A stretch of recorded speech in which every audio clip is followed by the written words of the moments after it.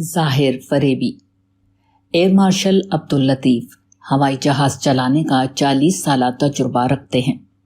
25 اگست 1981 کو انہوں نے روسی ساخت کا آواز سے تیز چلنے والا لڑاکا جہاز MiG 25 آزمائشی طور پر اڑایا۔ 8 گھنٹے تک پرواز کرنے کے بعد انہوں نے جہاز کو نیچے اتارا۔ ایئر مارشل جب ہوائی جہاز سے باہر آئے تو انہوں نے اپنے تاثرات بیان کرتے ہوئے کہا، "The flight made even the Himalayas look small." ہماری پرواز کے سامنے ہمالیہ پہاڑ بھی چھوٹا دکھائی دیتا تھا۔ ٹائمز آف انڈیا 26 اگست 1981۔ آواز سے تیز رفتار جہاز ہمالیہ کے اوپر اڑانے بھر رہا ہو تو اس وقت جہاز کے اوپر بیٹھے ہوئے آدمی کو ہمالیہ واقعی حقیر دکھائی دیتا ہے اور اپنی عظمت کا ایک عجیب احساس پیدا کرتا ہے۔ مگر یہ غلط فہمی اس وقت ختم ہو جاتی ہے جب کہ جہاز ہمالیہ کی کسی چوٹی سے ٹکرا جائے۔ چٹان کے معمولی ٹکراؤ سے بھی فی الفور جہاز میں آگ لگ جاتی ہے اور اچانک جہاز اور اس کا مسافر دونوں اس طرح راکھ کا ڈھیر بن جاتے ہیں جیسے کہ ان کی کوئی حقیقت ہی نہ تھی۔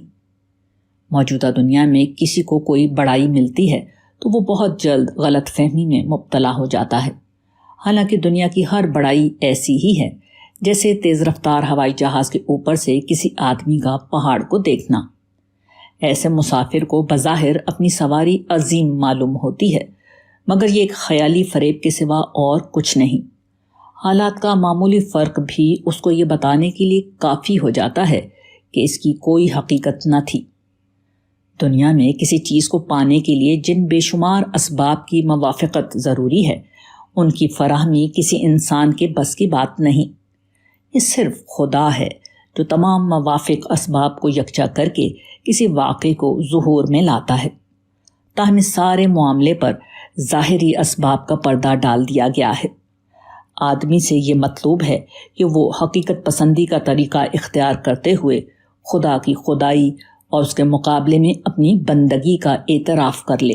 وہ بظاہر اپنی کوششوں سے پائے مگر اس کو خدا کی طرف سے آیا ہوا سمجھے۔ وہ بظاہر بڑا بنا ہوا ہو مگر اپنے کو چھوٹا یقین کرے۔ وہ بظاہر بلندی پر اڑ رہا ہو مگر اپنے کو پستی میں اترا ہوا محسوس کرے۔ آدمی کا امتحان یہ ہے کہ وہ ظاہری فریب سے گزر کر اصل حقیقت کو پالے، یہاں تک کہ ہر بڑائی کو چھوٹی بڑائی سمجھے۔ مگر بہت کم لوگ ہیں جو اس فریب کا پردہ پھاڑنے میں کامیاب ہوتے ہیں۔